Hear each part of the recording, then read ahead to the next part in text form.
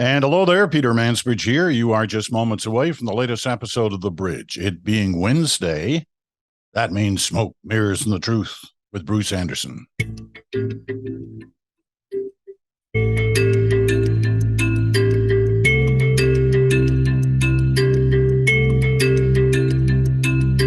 Bruce is in Ottawa. I'm in Toronto on this day.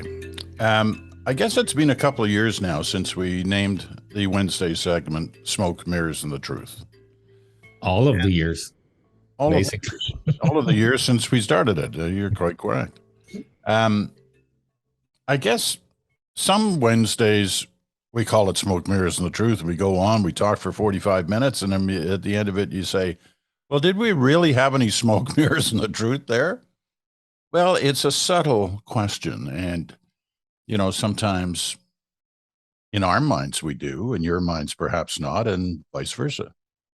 But today, I think we have a lot of smoke, mirrors, and the truth. You got them all. You got them all in this one. And it all surrounds the issue of,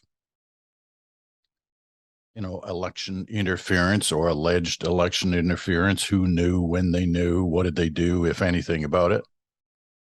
That has been swirling around Parliament Hill for a couple of weeks now, ever since the Globe and Mail and Global TV News broke elements of this story.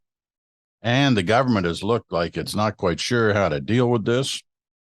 And the opposition has been making, you know, fairly serious claims about it.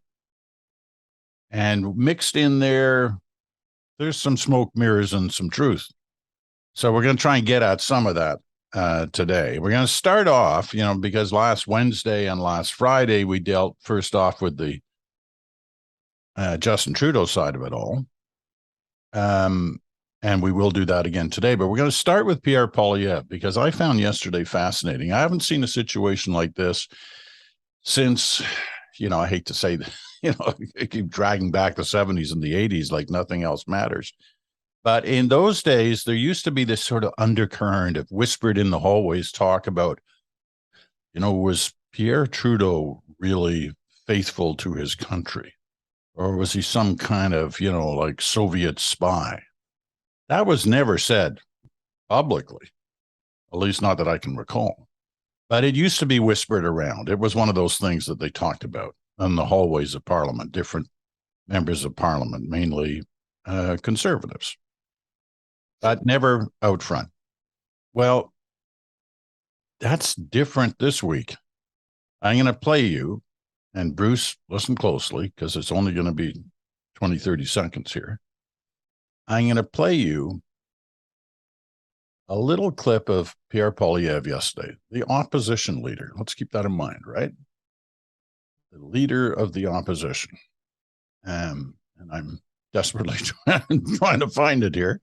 And it will pop up in a second if I could just find it. Here it is. Okay. So listen closely here. This is Pierre Poilievre yesterday in a formal news conference. Okay. Listen to this. It is actually incredible that we have this uprising at our intelligence body. This has never happened before. They must be very worried about how the Prime Minister is working against the interests of his own country and his own people. They've been warning him for years about this. And what has he done? He's covered it up, even encouraged it to continue. And so they are so concerned about how the Prime Minister is acting against Canada's interests and in favor of a foreign dictatorship's interests that they are actually releasing this information publicly. And what is...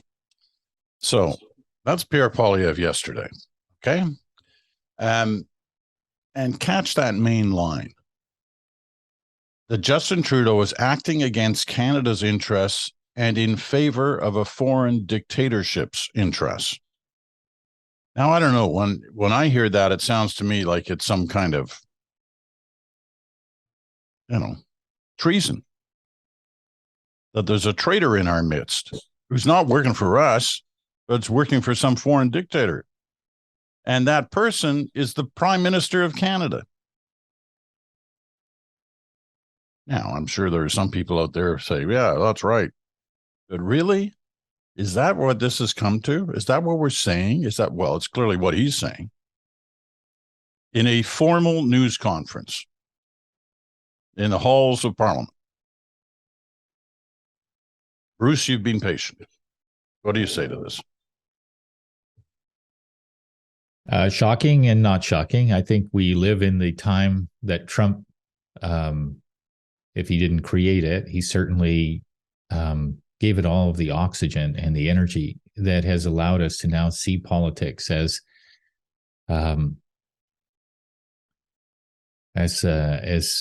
difficult a kind of thing as I've ever recalled it. And I say that, it's restrained to say that. It's terrible what's happening in politics, and these instincts to take everything to the nth degree, to imagine that the best way, if you're Pierre Poilievre, to prosecute your case, to win votes, to win election, is to find the next harshest, worst thing that you can say about your opponent.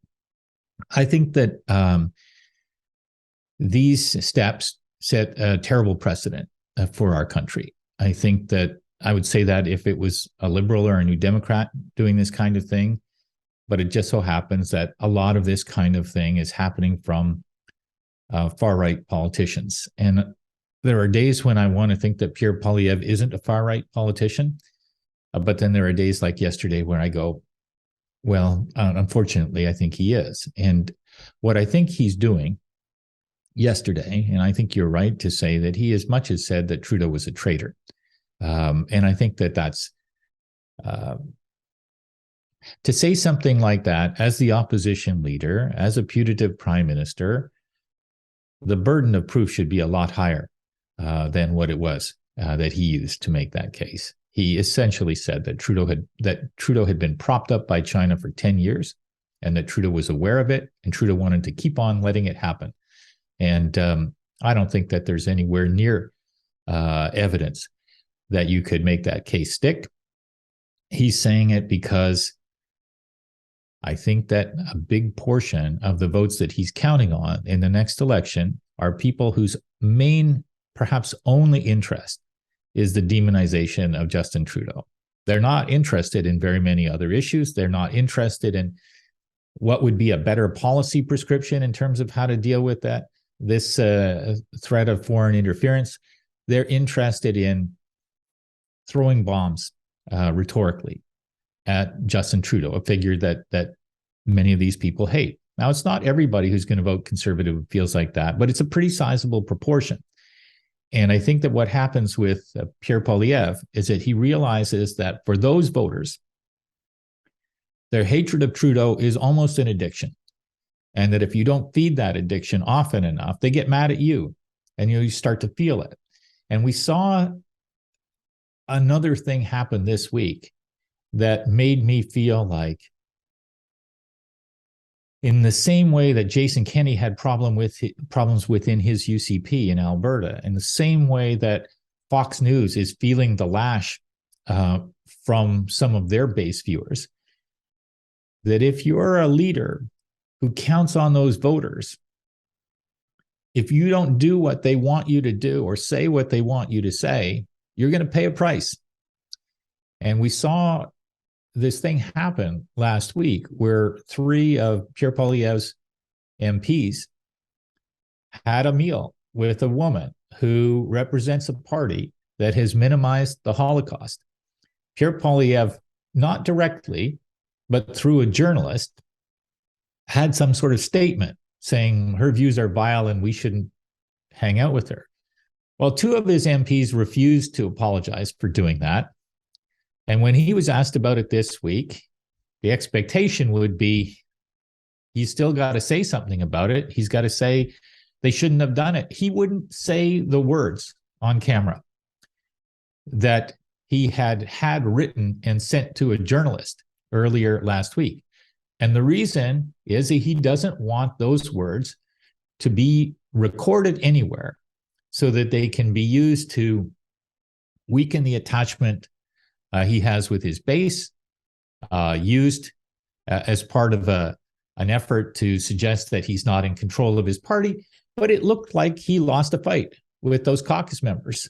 And yesterday, when he dialed up that rhetoric about Trudeau, it looked to me like he was doing some sort of penance for having strayed from that "we hate Trudeau" orthodoxy.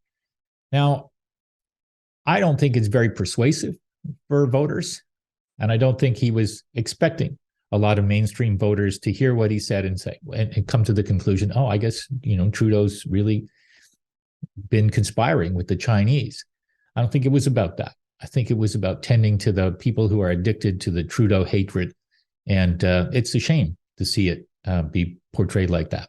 It was revealing that in the news conference he had yesterday, which ran, 14 minutes or 15 minutes, and I don't want to complain about the length because anything has been different than what we've seen for most of the last year, where he doesn't do scrums at all.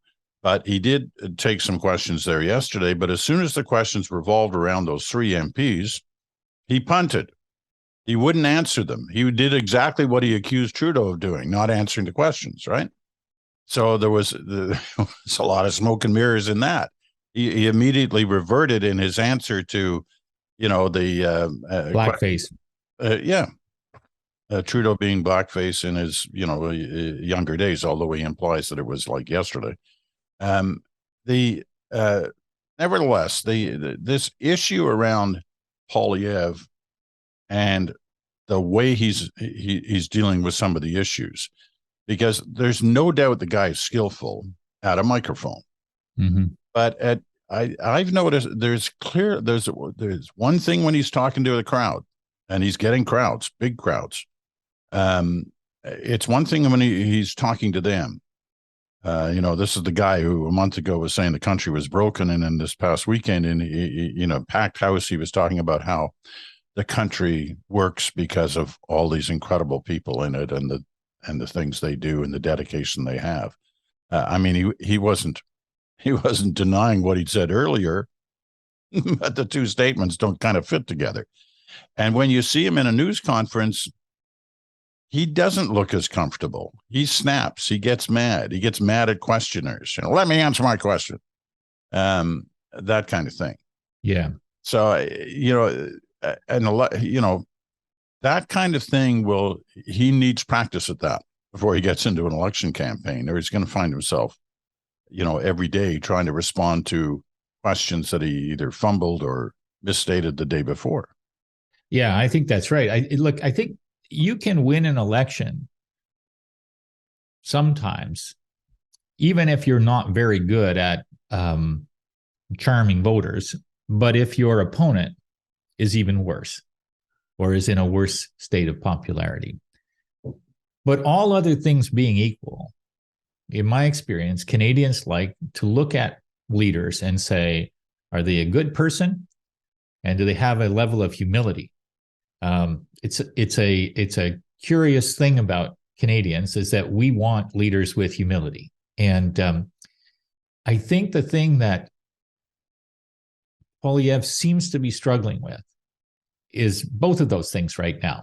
There are days when his manufactured communication makes it sound like he's a relatable person. I don't know if I would say good person. I think that's in the eye of the beholder, but I think it's plausible that for some people, they say he's a good person. He talks about things that I care about, and he talks about them in a way that I can relate to. I don't see the humility part.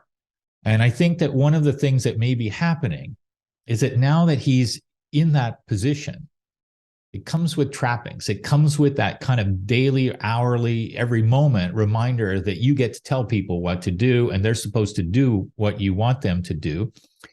And we already have been able to see over the years that he's somebody who puts his ideas out there very bluntly. You could tell he expects people to follow what he says.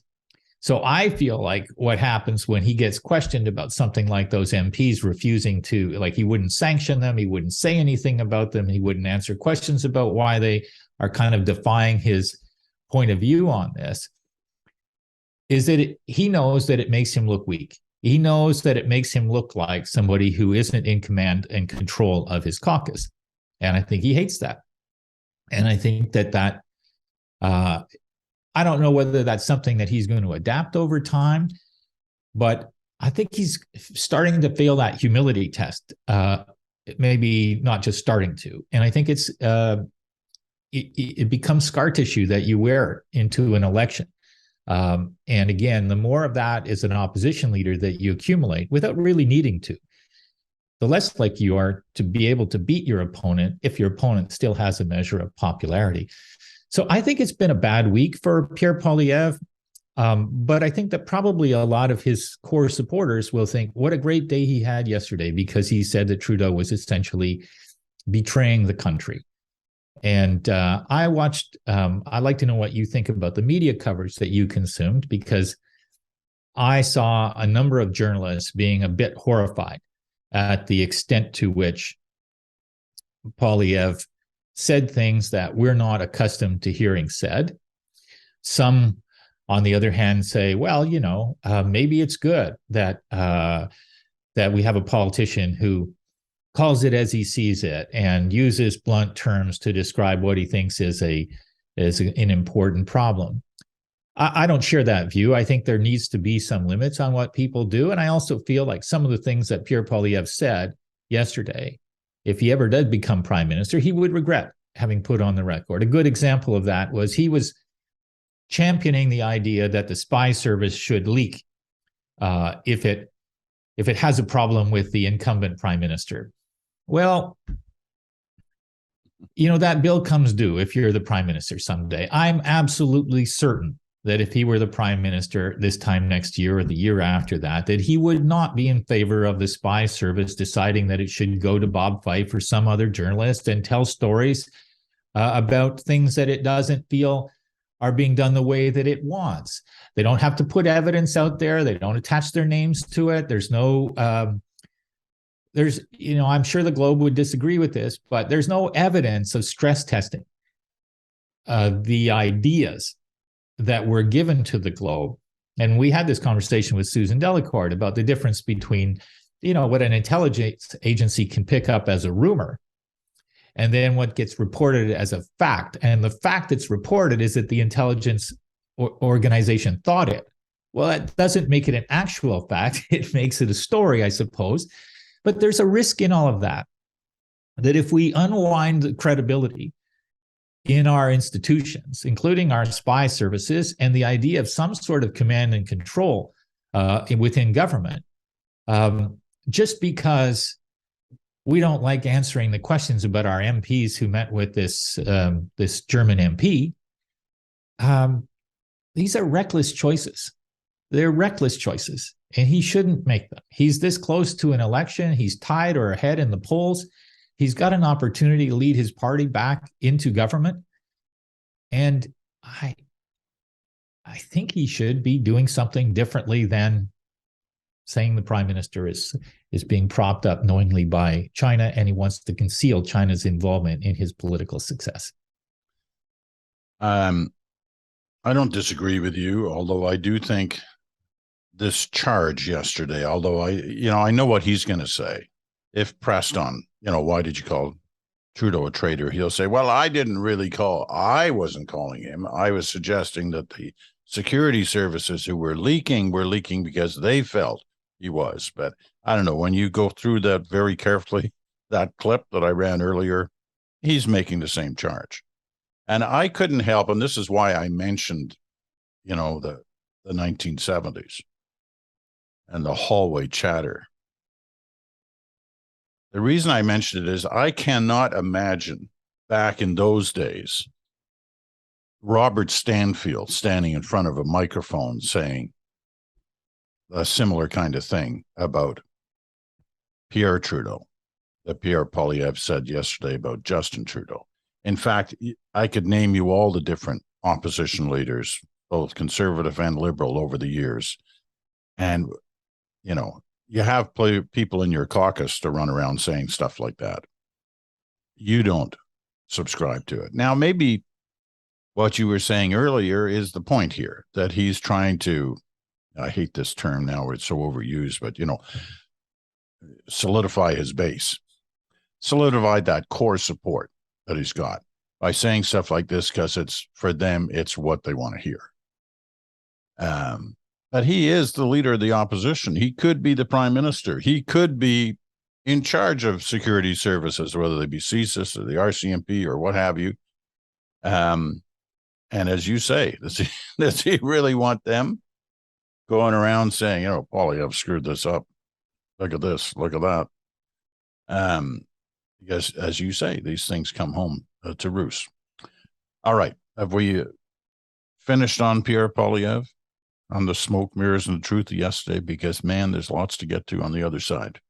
Yeah, I think so. I mean, the chaos that this kind of politics creates, you and I have an ongoing interest in what happens in politics in the United States. And there's been some really shocking revelations coming out of this lawsuit against Fox News. And maybe we'll get a chance to talk about that next week. But there are parallels north and south of the border.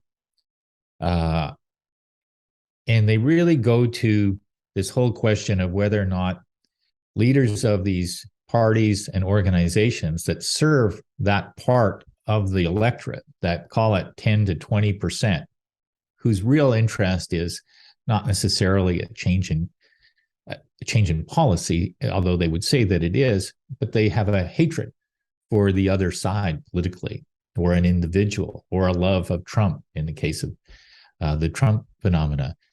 And the notion that leaders become successful by telling the mob what it wants to hear, and a news organization decides that its business model is telling the mob what it wants to hear rather than what's true. These are really hazardous things to see, and they're happening at scale. And when it's the leader of the opposition in Canada, it's a significant issue, I think. The ugliness out there does cross party lines, right? I mean, and we've witnessed that in the last week.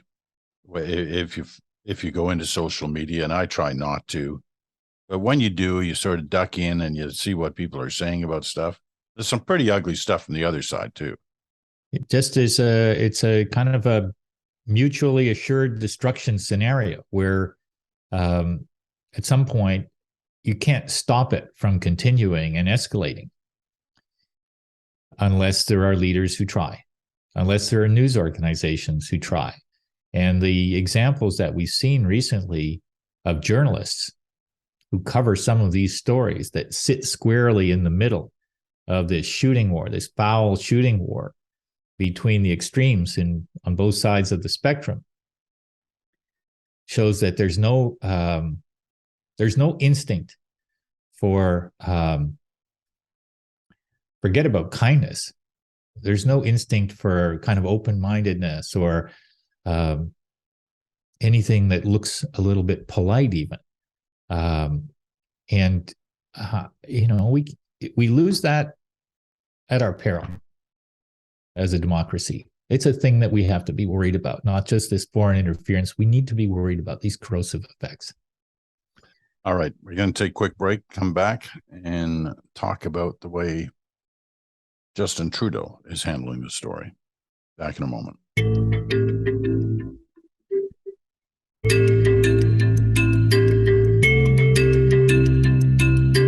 And welcome back. You're listening to The Bridge on SiriusXM, channel 167, Canada Talks, or on your favorite podcast platform, or, because it's Wednesday, watching us on our YouTube channel. Bruce Anderson's in Ottawa. I'm PeterMansbridge in Toronto. And we are talking about the story that has been kind of occupying the minds of anybody who follows national politics in this country over the last week or 10 days, and that is the charges of election interference by the Chinese in the last couple of elections. It's clear that something happened there. How serious it was, who knew about it, and when they knew about it, and what they did about it, are still questions that haven't been firmly answered. Now, we talked about Poilievre and the way he's handling it. Let's talk about Trudeau and the way he's handling it, as we talked about him a couple of times last week on this story. It would seem to me on Friday of last week, Prime Minister told reporters and an audience that there was no way there was going to be a public inquiry into this. It wasn't needed. facts were clear. Time to move on. That was Friday afternoon, and that's the way the weekend sat. By the time Monday rolled around, clearly something had been going on in the Prime Minister's office, because suddenly there was a whole new plan. And it looked in some ways that had been kind of thrown together over the weekend. Was there going to be a public inquiry? Well, maybe, but it's not for us to decide. We're only the government. We'll get a special rapporteur to investigate this whole thing and tell us whether or not there should be a public inquiry and various other things in relation to this story. So we weren't there, but I can only imagine that the weekend must have been more than a little bit interesting on that's very tight circle of advisors or advisor around the Prime Minister to come up with this, change of heart in 48 hours as to how they were going to deal with this. They obviously knew they were taking a beating on it. What's your take? Yeah, I don't know what conversations were had, obviously, or who was involved in them, and but I have a thought, I guess, about how the issue evolved. And when we talked about it last week, and this is not to sort of say I told anybody so, but I mean, it was pretty clear to me that at some point the Prime Minister was not going to be able to hold to this line of we should all be concerned about interference, but nothing happened. And there's no inquiry, and I'll let you know at some point in the future if there does need to be more. That just seemed like an untenable proposition, especially once the adjacent facts of the Trudeau Foundation donation, that sort of thing, sort of came into focus. It became rather obvious, I think, that the Prime Minister was not going to be able to hold to that line, that there was going to need to be more transparency, more public exposition of what went on. But I was also among those who was skeptical or not sure whether a public inquiry is the best way to do this. The longer he put off, I think, having some alternative to, the equivalent of the Heisman, the more likely it was that he was going to be forced into the idea of a public inquiry. And so I think he created more problems for himself over the course of the week. And so then to the question of what did he announce and whether or not it will be enough to attenuate this issue, whether it's the right thing to do, I'm open to the idea that it's the right thing to do. I think that the notion, I like the idea of a parliamentary committee, cross-partisan, looking at the details behind this stuff. I think it's a shame that Pierre Poilievre refuses the idea that he should be part of it because he thinks that it's a trap. I think that it's probably better for us all, if we say we're concerned about this, not to be so cynical about it, to say that we don't want to participate in it because we think it's a political trap. But he made that call. And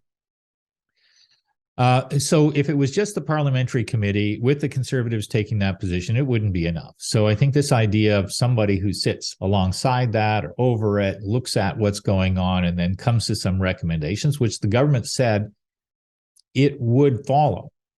It's quite unusual in a way to say, well, we're going to appoint somebody and whatever they recommend, we're going to follow. That led naturally to skeptics, I think, on the Conservative side saying, well, you're going to appoint somebody whose recommendations you're going to like. And I think that's a reasonable question to ask, given that the government said whatever is recommended, we're going to follow. But I'm withholding any skepticism about this. I think the government is in a place where it needs to appoint somebody who's credible, needs to appoint somebody who looks like they would be above reproach as a partisan. And so I think that's what they'll do. I think they'll find somebody. I worry that we live in a time when the notion of an eminent person seems archaic. Is there any eminent person anymore? Or is everybody who's accomplished anything just fair game for slagging on social media? That's a separate issue, but it's not impossible to imagine that the search for an imminent enough person will end up getting mired in a bit of a partisan dogfight. Be that as it may, I do think that the government did the right thing to say, all right, we're going to put more light on this. And we're going to have a process that is short of a public inquiry, but could at some point include a public inquiry. Fair enough. But we're going to put more light on it. The last thing I'll say is that as the report of the Rosenberg group said, there are problems with the mechanism that the government had put in place. And maybe they weren't, so obvious at the point in time when it was put in place, but you can't just measure foreign interference during the writ period and say that's enough.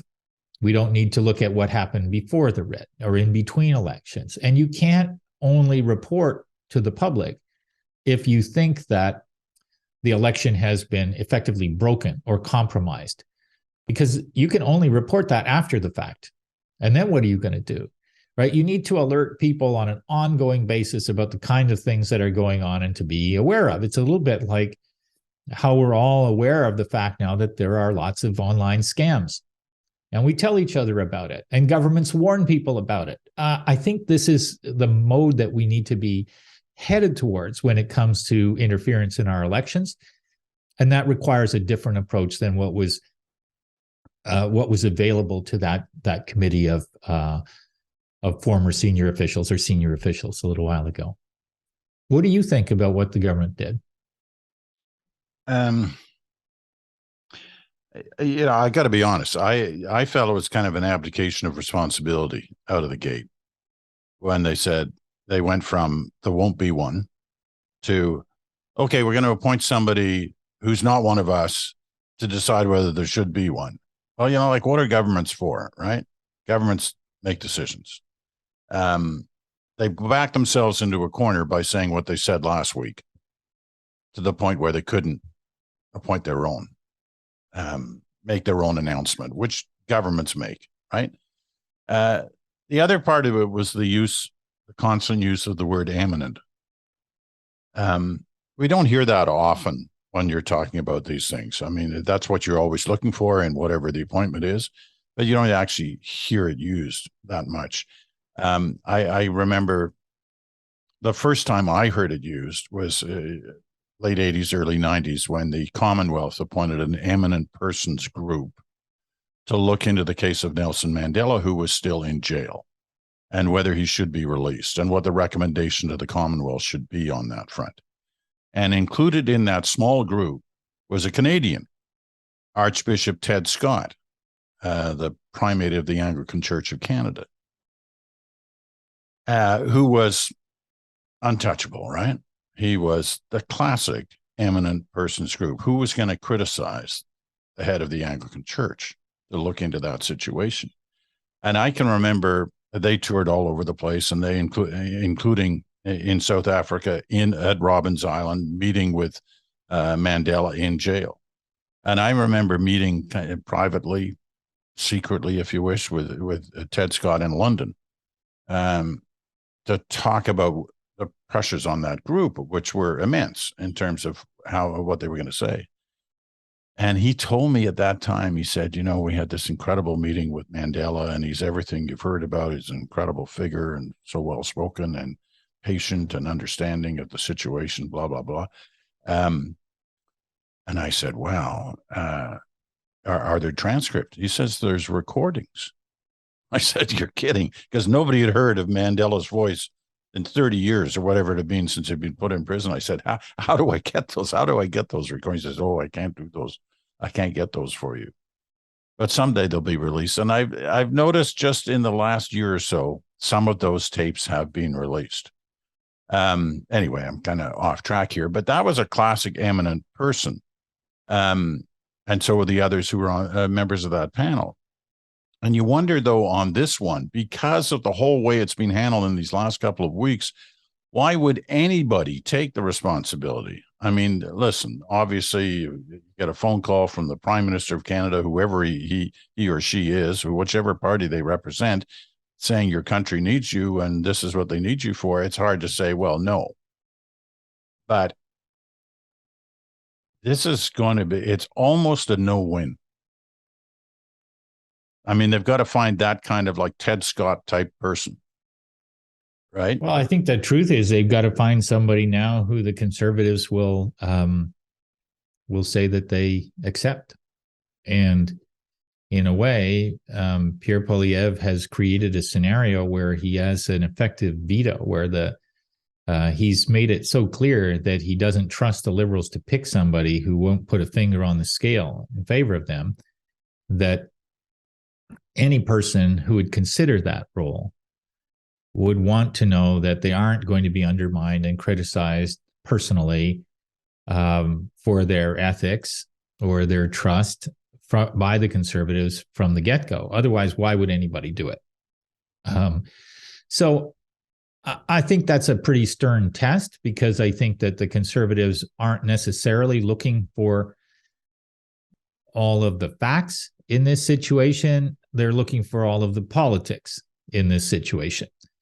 And so there's a lot of difficult choices yet to be made, including finding somebody who might satisfy the Conservatives and finding somebody who'd be qualified to do it, and then still avoiding the temptation to make it a partisan football on the opposition side. I don't think the NDP are being anywhere near as difficult about it. No big surprise there. I don't think they want to cause an election on this issue, but I think the Conservatives might. I think the Conservatives feel as though they've got the government on the run on this, maybe that the government's kind of lost a step in terms of its ability to handle these issues, and that there are more challenging facts, especially if they feel that more leaks could happen from the spy agency, which don't, again, get stress tested for, are they factual or are they just pieces of information that are being leaked for whatever combination of purposes. And I don't mean to be overly skeptical about that, but I think we owe it all to ourselves to be aware that there's some risk that what gets reported isn't right. But it gets reported because it's a leak. And as they've said themselves, wasn't it the head of CSIS who said the other day, like some of these things start as rumor and have to be chased down, but they never get beyond being a rumor, but they're there and they're talked about internally. Well, and I know, and because we've been around Ottawa for a long time, there's never been a time when there wasn't rumor and suspicion, and whether it was the RCM police or its successors, I think it's fair to say that there's always been a reasonable skepticism among some politicians about whether or not those services could always be trusted to traffic in rumors that had a substantial likelihood of being true, or whether they sometimes just trafficked in rumors because they were kind of in the business of gathering rumor and surfacing it so that somebody could decide whether or not it was meaningful. And maybe that's the way that it needs to be. But if that's the way that it needs to be, it's definitely better that it doesn't all get disgorged on the pages of the Globe and Mail. I kind of hinted at this last week, but I mean, one of the ways these stories come out is and I don't know on this. I have no knowledge whatsoever of how the Globe or Global or anybody else has got their stories on these things.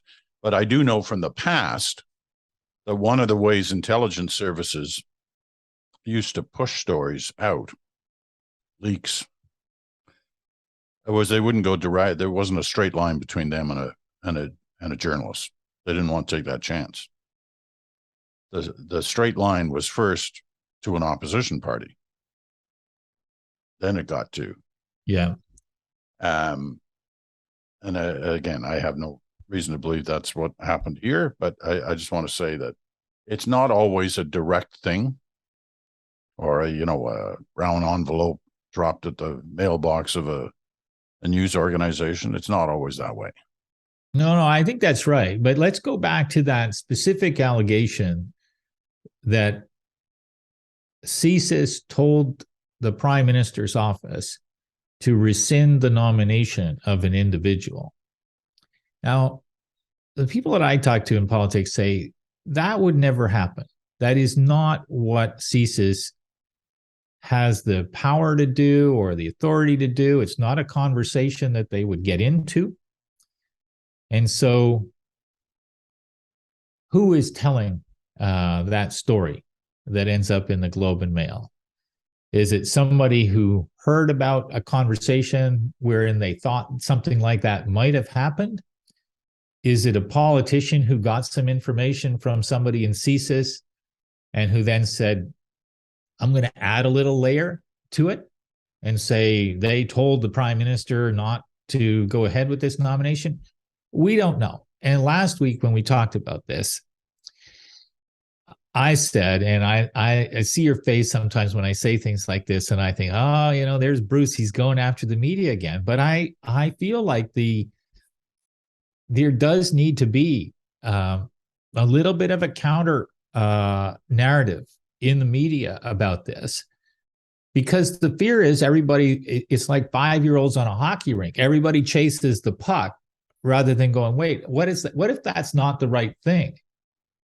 Why do we assume that has been written is exactly what happened, especially if we know that it probably didn't happen exactly like that? And then when the Prime Minister says that specific thing didn't happen, that should be a cue for some organization to say, let's unpack this and look at the other side of the thing. I don't know what happened. I'm just saying I think that more caution is required rather than more 5-year-old hockey players chasing the puck, regardless of where it goes, and everybody being in the same position at the end of the play. You're good at that hockey stuff. Well, we have a great team. It's an aspiring team here in Ottawa, and it's going to eclipse the Leafs before too long, as you know. Well, especially with new ownership coming in, it's going to be a brand new day here. As we said at the beginning of this, there's a reason we call this smoke, mirrors, and the truth. There was a lot of all of it today. Fair enough. I hope hope people enjoyed the discussion around it, because there are no angels in this story. At least we haven't seen one yet. It'll be interesting to see how it plays out. And on that point, in a word or two, Ottawa is known for stories that come in with a thunderbolt and then disappear almost overnight. Is this one of them, or is this going to linger? Oh, I think this is going to linger. I think it's going to linger in part because the question of China's role in the world is a huge question. I saw a poll in the United States this morning. I was looking at it, and it showed that, let's see if I can call it up in just one quick minute, but it showed the trajectory of how Americans felt about China over a period of years. And it's shocking the degree to which, so in 1979, over 60% of Americans had a favorable view of China. Today, that number is 15%. 15%. It's dropped from 50% to 15% in 7 years. And so the China question, and China is belligerent about these accusations of interference. And the more belligerent they are, I don't think Canadians react to that by saying, oh, well, we must be mistaken. You're probably not doing anything. They just think, well, China is a more aggressive opponent, if you like, than we even thought, even as we're trying to figure out how to manage an economic relationship with this economic giant. So I don't think that issue goes away. I don't think the issue goes away because the Conservatives know that there have been efforts made to target ridings that they hold or want to hold. And so they're going to be vigilant for it. And the Liberals should be vigilant for it. And so should the New Democrats. And so we shouldn't want it to go away. And I don't think it will go away. All right. We're going to leave it at that for this week. Bruce will be back on Friday, of course, for Good Talk with Chantal, and who's been in Iceland, being corrected by a number of people because I keep saying she's hiking mountains when she's, in fact, cross-country skiing. But hiking mountains sounds much better. Iceland. I mean, this is smoke, mirrors, and the truth. So fair enough.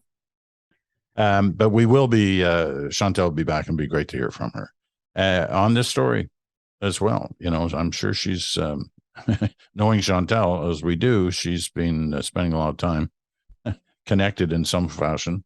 So she'll have some thoughts on all this.